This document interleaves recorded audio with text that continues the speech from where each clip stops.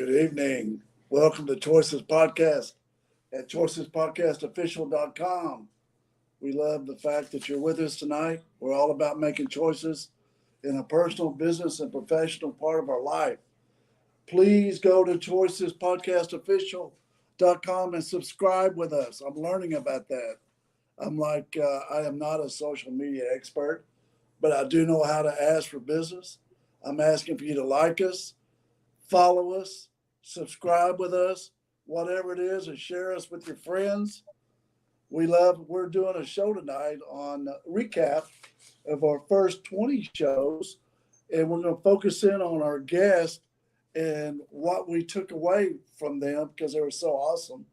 We're learning as we go, and the cool part about this thing is not only do I get to hang out with Carcass and Reverend, we learn as we go. We get to learn too. That's so meet our co-host Carcass John. Hey, and there's a little different look for you there, Brett. You're sporting the cowboy hat, and you're against the nature's background there. Dude. Yeah, you are looking a little rough around the edges there, brother. Yeah. Hey, I don't mind telling y'all, it's 72 degrees here. Oh, I'm tired of that. It's 102 here today in Dallas-Fort Worth. You can have it. I'm thinking about staying here another week. It was a cold front because yesterday it was 109 at 4 o'clock. So yeah, I think it's still over 100 out there. It is. I'm looking at my computer. It says 101 degrees. That's insanity. At least it's a little drier, but 72, I could take that all day long. That is San Diego perfect weather temperature right there. Yeah, no doubt. But you're not. You're somewhere out east, aren't you? Yeah, I'm at Virginia Beach. Okay, there you go. Denny worked me, man. Denny works me. I'm like, that's the reason I got the hat on. Maybe he won't notice me. And I haven't shaved. Well, this is as close as I get. It's the Mustangs, That's crazy. No SMU cuffs. Go Tech. Go Tech. No, go BYU. Are you kidding me? We're gonna see the Mustangs on the 6th, Denny. Well, maybe I'll see you there. Hey, let's do it. Carcass, I'm holding you to bring Steve Young on the show. Let me see what I can do. Okay, good. Throw a lyric at us. Throw a lyric? Well, and boy, if this isn't random and last second, because I've got a whole lot working, because guess what? We're less than 2 weeks from game time, Brett.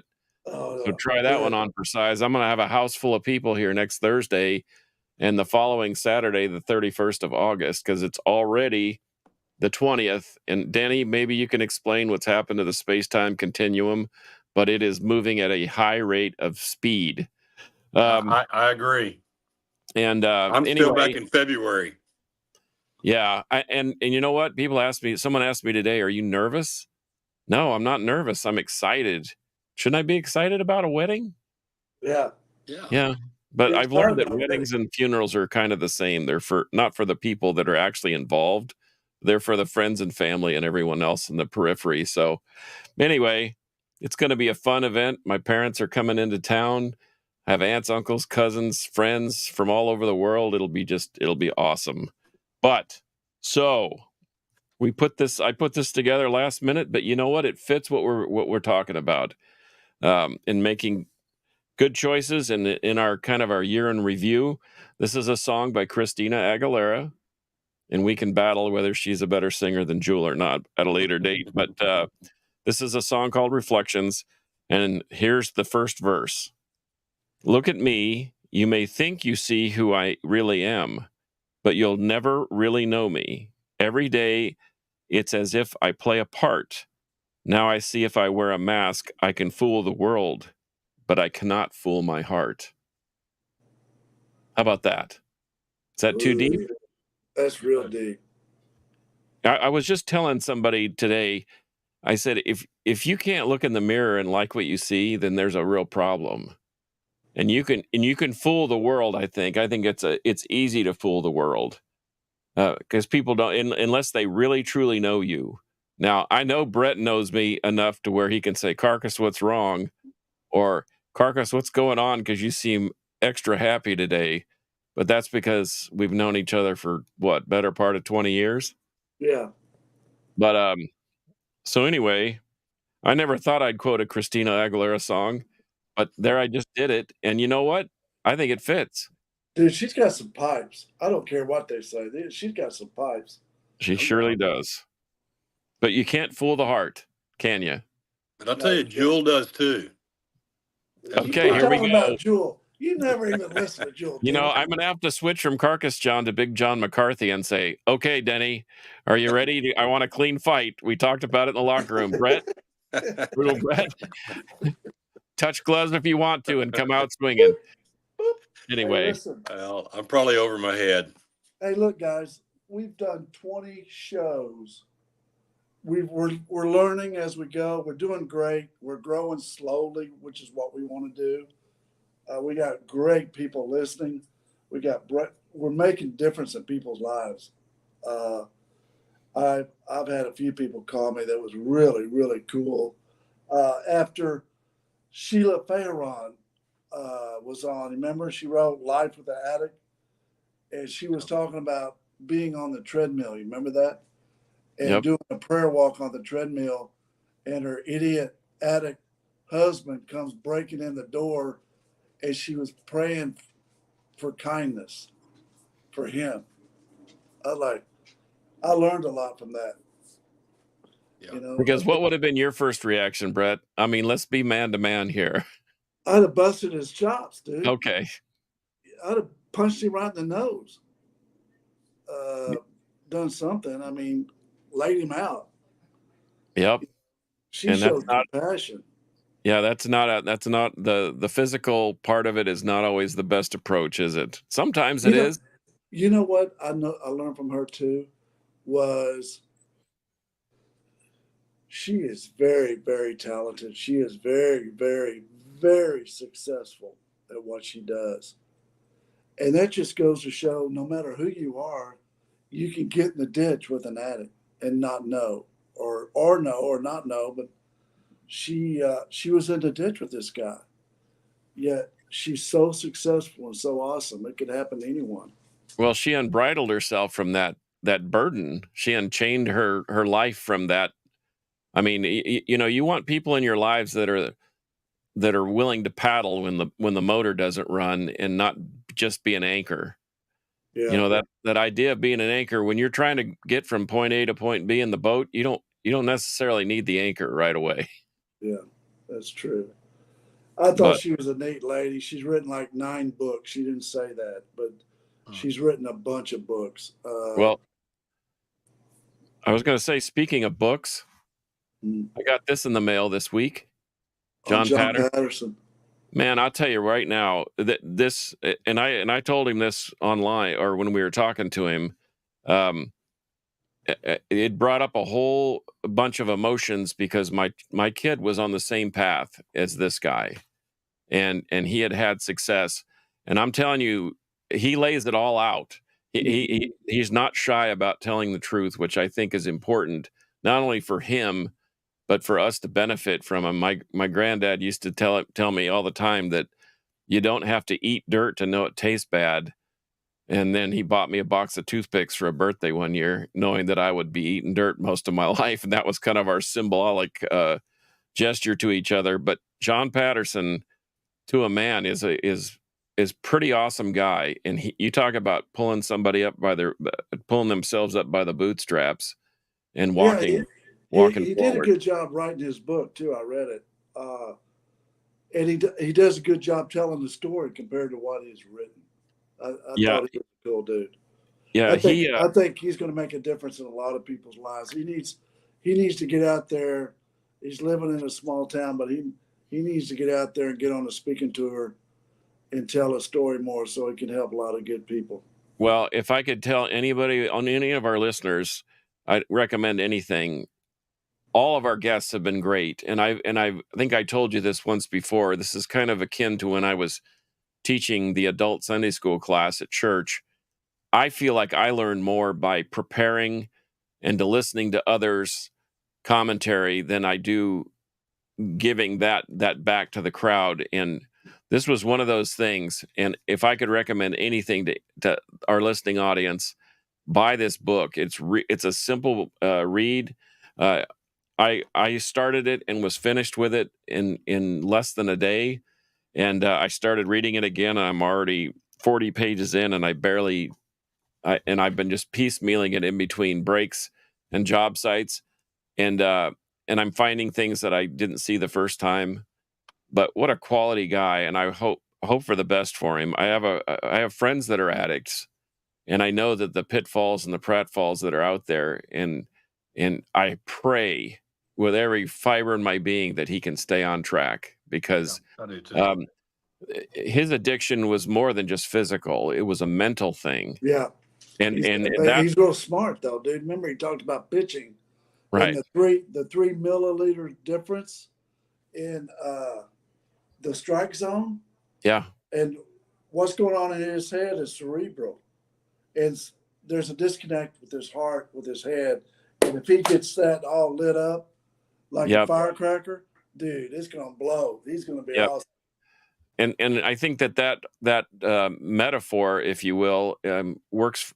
I mean, it's all of us. We're within millimeters of success, and we're from millimeters from danger, and we're millimeters from failure. And even in how our paths cross, and how we came, even how I came to know you, it was a pure accident. And I'll be, now that it's been some distance away, I was thrown into the fire because the person that I was working for at the time just didn't feel like going down and, dealing with this guy. That's basically what it was. Hey, And have you heard that before about me? Wow.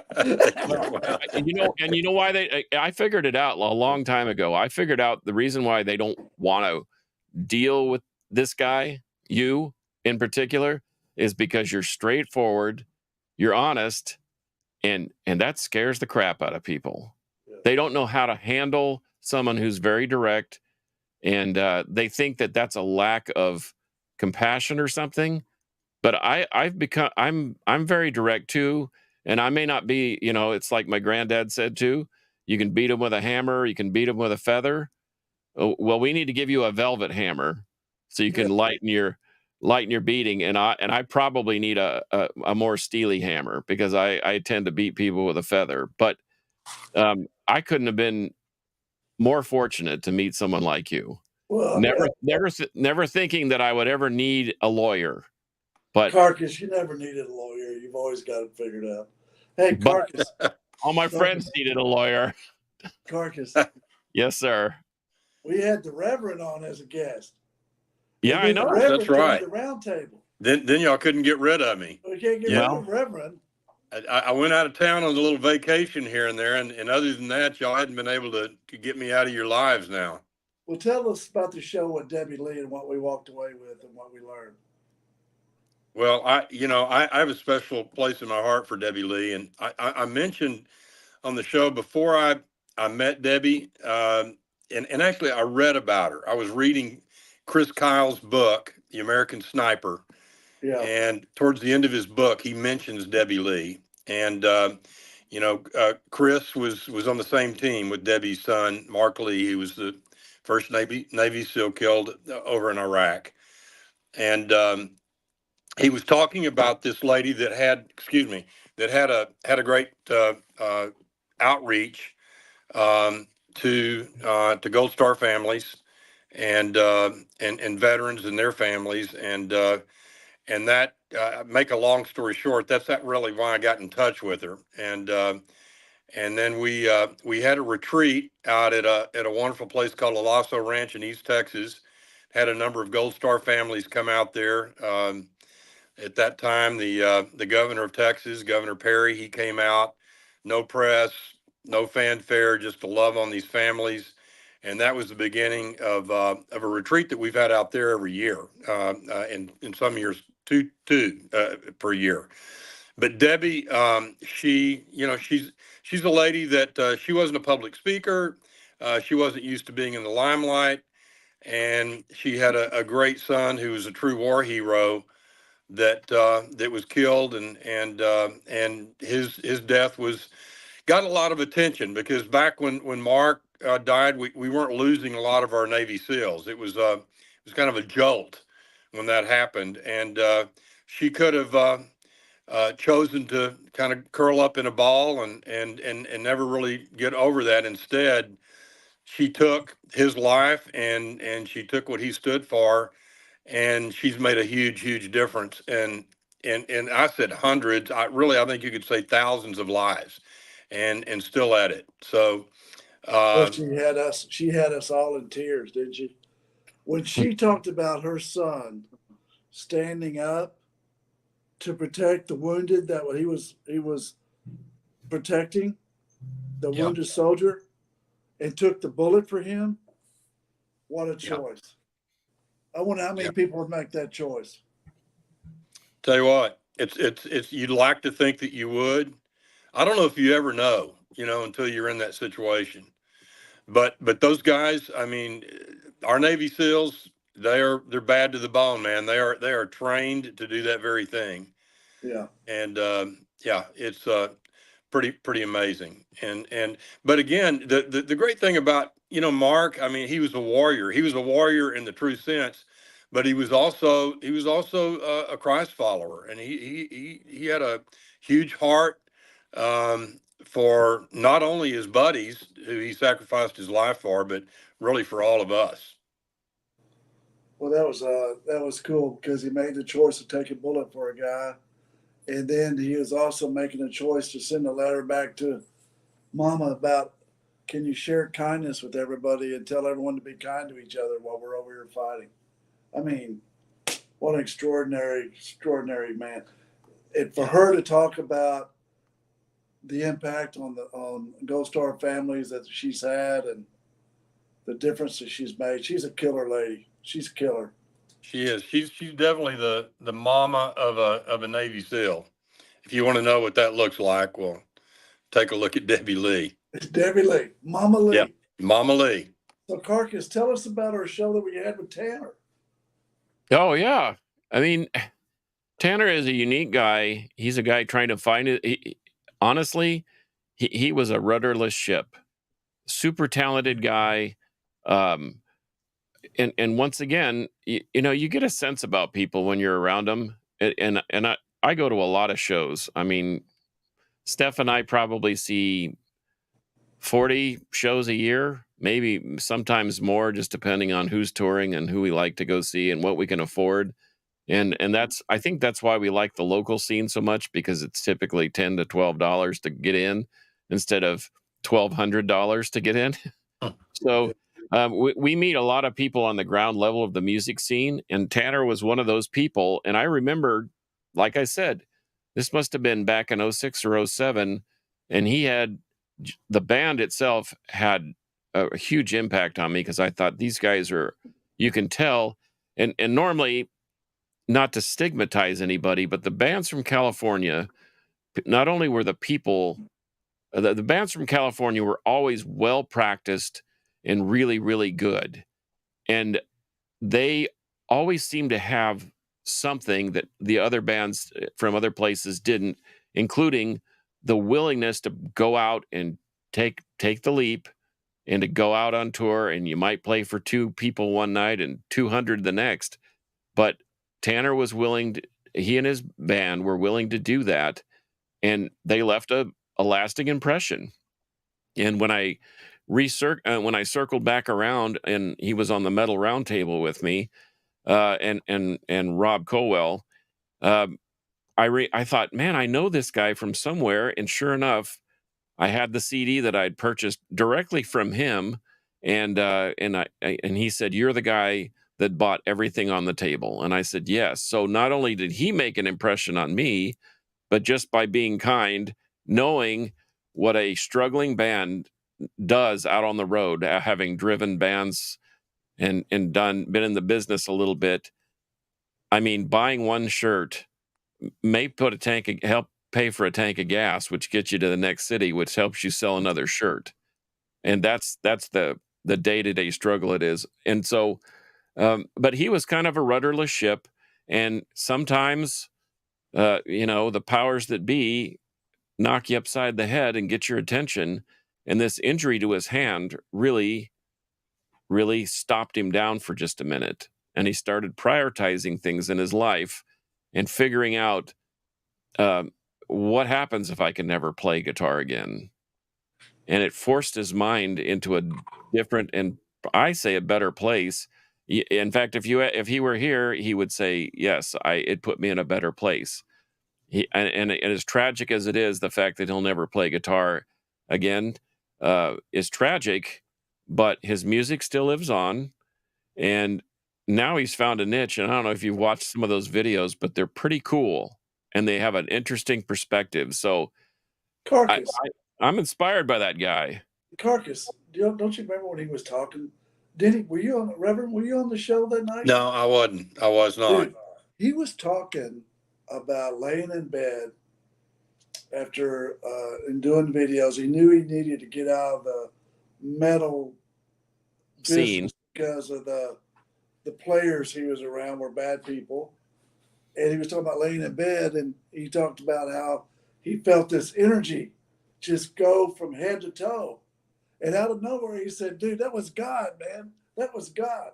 And he was talking about how he found God and it changed his life. Wow. Changed the way he lived his life, changed the way he worked, changed the way everything happened. And he got rid of the bad people in his life. That was amazing. That came from nowhere.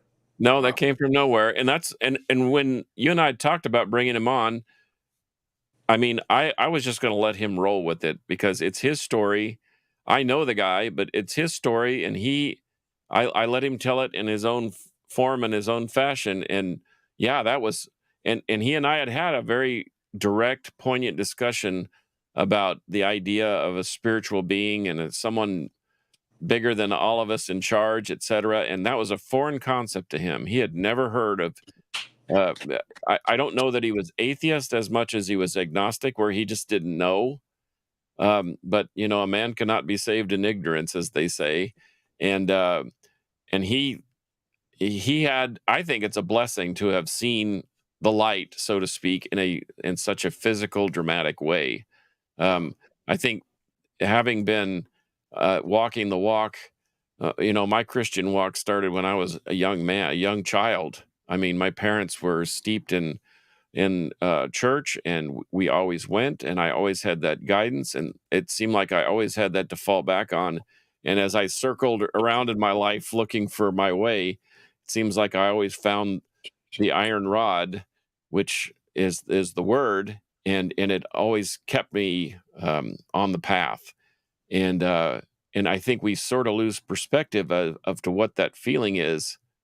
And I'm not suggesting we go out and go off the rails and let go of our direction, but sometimes circling back to it gives us a better perspective. And so it was interesting to hear his immediate and, as Brett said, very dramatic realization that there was something bigger than what he was used to seeing. So, and he's still in the infant stages of his spiritual growth, but you know, there's no all at once in life, and there's certainly no all at once in your beliefs. And as you learn and grow, they just get stronger and stronger. But you got to exercise faith, and you have to stay on point, or otherwise, just like my daughter would be careful to tell you, you don't exercise, you're going to get weak. And sometimes you have to lift more than you can to see where you're at. So that's awesome. That's right. It's a daily exercise, isn't it? Absolutely. Yeah. So we had my daughter on the show.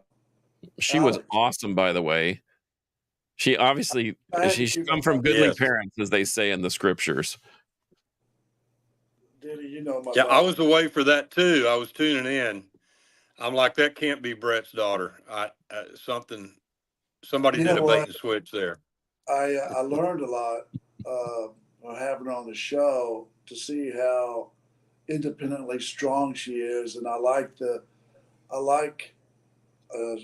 the antitrust button she has in her heart. Just, you got to earn it. You got to earn her trust. You got to earn her friendship.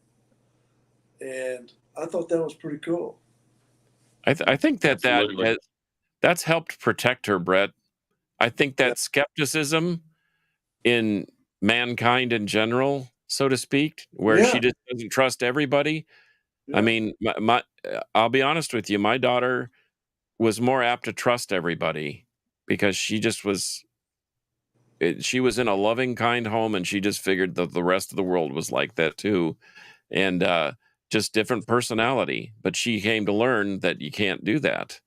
And fortunately, your daughter didn't have to experience too much of the bad in order to understand the good.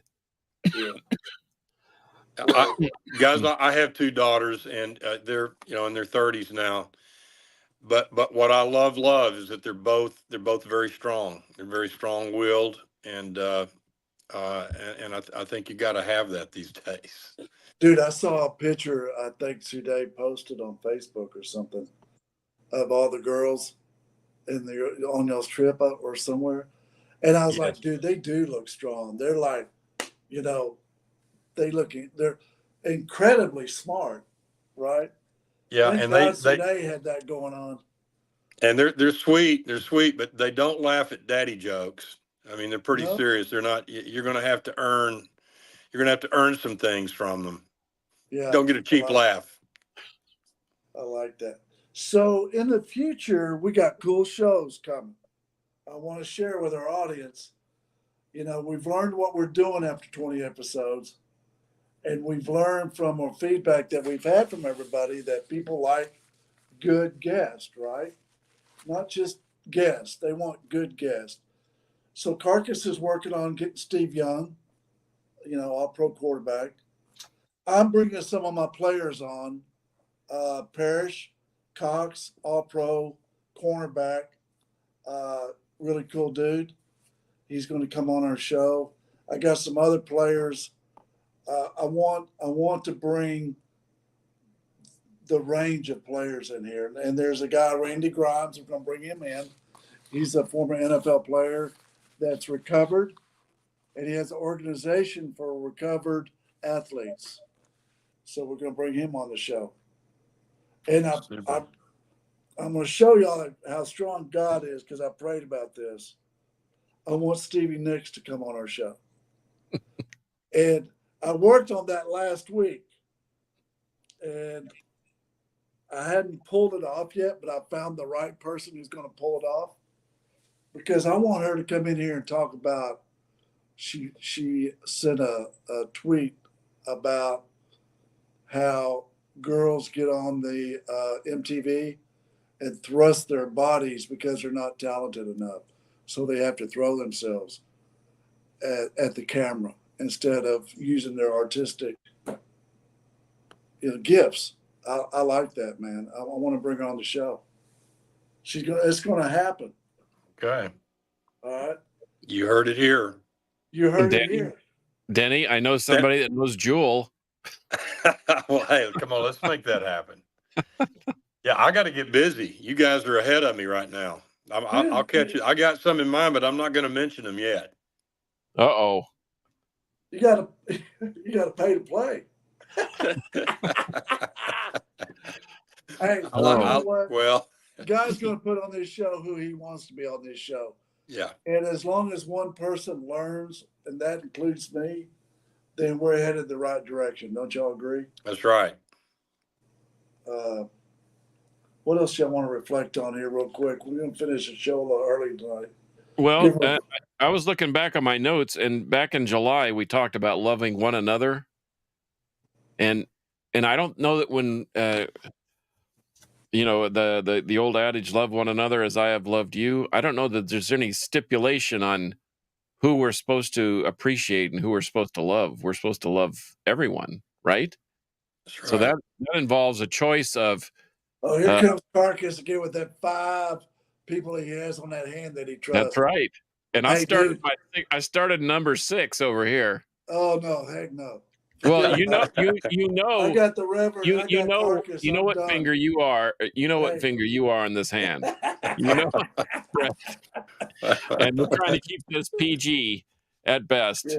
But PG that. But you know what? That show got to me too, where we talked about because cultivate kindness. You cultivate kindness, but like George Thorogood used to say, "Who do you love?" Well, we're supposed to love everybody, and that's hard to do. And once Oh, yeah. again, I feel like we're learning more, or at least I'm learning more than I'm instructing, because that really made me think. And I had situations. It's strange how you talk about a subject like that, and then the rest of the week, or moving forward into that month, I had lots and lots of chances to really not like somebody, or to really appreciate somebody, and the weird balance that is. And I think there's a difference between loving and showing kindness, and disliking or liking somebody. Carcass? Yeah. No, Denny, Reverend. You Yes, have to sir. work on my heart, because I think Carcass is full of it when he starts talking about the 5 people he trusts. Well, No, I would say You know this. what? I like, got 5 people I'll take to the train station. How about that? well, you find out, the longer you live, the people you can really trust, really rely upon. I mean, it's a small number, right? I have a very dear friend that I've heard say a number of times that you've never locked eyes with anyone that God doesn't love, and that's one I do struggle with. I mean, I will tell you, I'm like, wow, really? But it is a fact. And kind of hand in hand with that is the whole forgiveness thing. Forgiveness, can be tough, right? I mean, we kind of like to hang on to a bit of anger and bitterness, and it's really all about us. I mean, we forgive, we relieve ourselves. If we don't, it's on us. The Greeks say you're dead to me. When they say you're dead to me, they mean it. I guess that's their way of forgiving. Maybe. I don't know. I'm or gonna have to think on that one. bridling themselves. Yeah. Like, I never have to talk to you again. You're dead to me. Yeah, and you My don't have to father-in-law used like, to say that. right? He's Yeah, dead to you me. don't have to He's like dead to me. somebody, and I don't have to hang out with you. I don't. No, but you can forgive me, but don't forget. Right? Exactly. Hey, we got to give a shout out to Mark too, our producer. He's a cool dude. He's been Yes, he fighting is. cancer. We need to keep him in our prayers. Absolutely. We're going to do this. Our slogan tonight is coming from him. He likes to live life. Don't let life live you. Isn't that the truth? I think that captures the last 20 shows. Everything that our speakers always say is, live life. Don't let life live you. Or Debbie Lee would have stayed in that bed. That's right. You know what I mean? And also, good. what my favorite quote, one of them is from John So- Patton. Remember, he goes, sometimes you. I have it right here. Sometimes you win, sometimes you lose, sometimes it rains. That's freaking awesome. Love that. Yeah. It is what it is. Well, guys, I look forward to our future. I look forward to our shows. We're going to have great guests. We got some lined up that I talked about. And we got a really cool CEO of healthcare company coming next Tuesday. And Fantastic. she's written cool books. She's got her own podcast, and we'll introduce her Tuesday night. But anyways, I don't want to bring any politicians on. I want this. What? You don't want to bring any politicians on this show.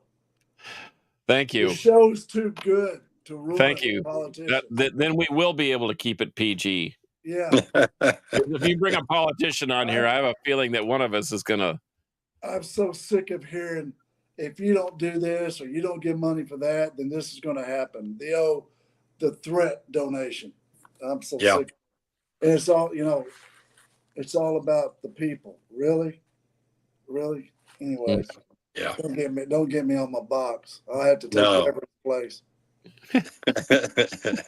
You're not thumping the table tonight. Thank goodness. Love you, bud. Hey, y'all have a good night. Yeah, take care. Guys. Have a good evening. See you. Good night, everybody. All right. Great.